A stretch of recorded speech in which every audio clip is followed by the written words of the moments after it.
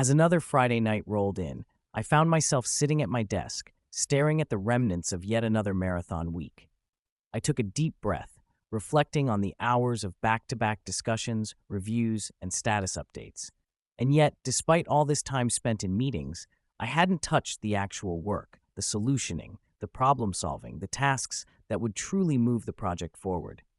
So how did I get here? How did I spend the entire week in endless discussions, trying to calm stakeholders and provide reassurances instead of doing what needed to be done? Let me walk you through what happened. Earlier this week, during a routine project status update, an unexpected guest arrived, a senior client executive who hadn't been involved in the project's progress until now. After listening to the update for a few minutes, they dropped a bombshell. "We're already deep into this project, but this doesn't align with what I envisioned. I need a full overview of where we are and the key insights." That one comment triggered a chain reaction. The sales executive immediately messaged the project sponsor, "We need to address this ASAP." The project sponsor, now alarmed, reached out to the department lead. "Why does the client feel this way? What's the plan to fix it?" And the department lead, feeling the pressure, turned to me, the project lead. "How are we going to handle this? What's the root cause? How do we align with the client's expectations?" From there, it was a cascade of questions. What's our approach? How did this misalignment happen? What's our timeline to resolve this? Layer by layer, stakeholders at every level hovered over the project, each with their own concerns and agendas. They weren't just asking questions, they were protecting their own interests, relationships, and reputations. The project team, the bees doing the actual work, suddenly found themselves overwhelmed by governance, reviews, and input from all directions. And that's when it hit me. Who is actually answering these questions? Who's solving the problem? It's the project team, the bees, caught in the middle of a swarm of bee watchers. Now let's talk about governance. Governance is a critical part of project management. It exists for good reasons: to mitigate risks and ensure project alignment, to provide stakeholders with visibility and control, to facilitate decision-making and accountability. When done right, governance creates a structured framework that drives success. It ensures the project stays on track and risks are managed effectively. But there's a tipping point. Too much governance can paralyze progress. When stakeholders layer on review after review, question after question, the team can get bogged down, leaving little time for execution. How much governance is too much? The key is to strike the right balance.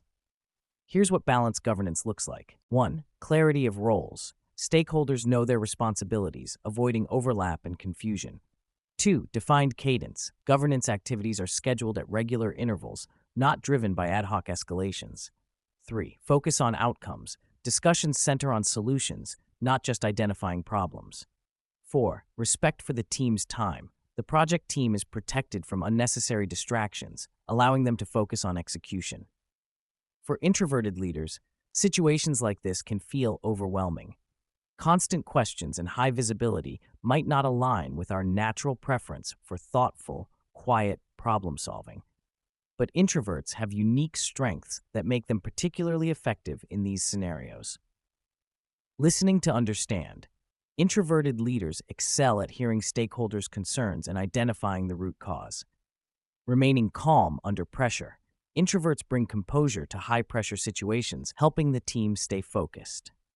Thoughtful communication. Instead of reacting impulsively, introverts craft clear, well-thought-out responses that address stakeholder concerns. Strategic alignment. Introverts step back to see the bigger picture, aligning governance with project priorities. Here are some strategies I've learned to navigate governance-heavy situations. 1. Set boundaries early. At the start of the project, define the governance structure, roles, and escalation paths. Establish a regular cadence for updates and reviews. 2. Create a single source of truth. Develop a centralized dashboard or repository where stakeholders can access project updates, reducing repetitive questions. 3. Facilitate alignment meetings. When stakeholders have conflicting perspectives, schedule alignment sessions to clarify objectives and next steps. 4. Prioritize feedback. Not all feedback is created equal. Focus on inputs that directly impact project success. 5. Communicate clearly. When issues arise, clearly outline the plan to address them. Shift the focus from problems to solutions. As I wrapped up that Friday night, I reflected on the challenges of balancing governance and execution. Governance is essential. It mitigates risks and ensures alignment. But too much governance can stall progress and overwhelm the team. For introverted leaders, navigating these scenarios requires leveraging your strengths, staying calm, listening carefully, and communicating thoughtfully.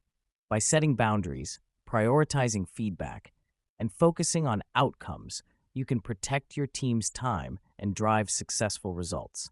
And remember, if you found this reflection helpful, I'd love for you to share it and subscribe to the Introverted Leadership newsletter. Also, check out projectscenarios.com, where you can access a free guide, 5 strategies for introverted leaders to lead with confidence. More scenario-based learning content is coming soon. Let's tackle these challenges together and thrive in 2025. What's your approach to balancing governance and execution? I'd love to hear your thoughts.